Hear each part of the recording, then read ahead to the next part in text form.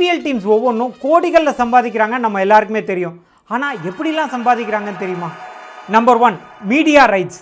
TV channels, OTT platforms, இந்த மாதிரியான media partners கிட்டேருந்து வசூல் பண்ணக்கூடிய தொகை மட்டுமே ஒவ்வொரு டீமுக்கும் 470 கோடி ரூபாய் வருவாய் வருதுங்க. Number 2, sponsorship. பிளேயர்ஸ் போடக்கூடிய டிஷர்ட், கேப், ஹெல்மெட், இதிலெல்லாம் கம்பெனிஸோட லோகோ போடுவாங்க இல்லையா, இவங்கள தான் பிராண்ட் பார்ட்னர்ஸ் அப்படின்னு சொல்லுவாங்க. இந்த பிராண்ட் பார்ட்னர்ஸ் மூலியமாகவும் பல கோடி ரூபாயை டீம்ஸ் வசூல் பண்ணுறாங்க.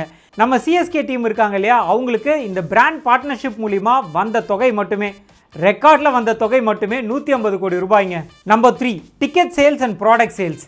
நீங்கள் மேட்ச் பார்க்குறதுக்காக நேராக ஸ்டேடியத்துக்கு போய் டிக்கெட் வாங்குவீங்க இல்லையா, அந்த டிக்கெட்டு இது தவிர்த்து டீமுடைய லோகோ போட்ட டிஷர்ட்டு, கேப்ஸ் அப்படின்னு பல கன்சியூமபிள்ஸ் இருக்குது, அதுக்கான ரைட்ஸ். ஸோ இதெல்லாம் சேர்ந்தும் ஒரு டீமுக்கு பல கோடி ரூபாய் வருவாய் வருதுங்க. ஸோ ஐபிஎல் அப்படின்றது வெறும் மேட்ச் மட்டும் கிடையாதுங்க, இது ஒரு மிகப்பெரிய பிஸ்னஸ் எம்பையர்.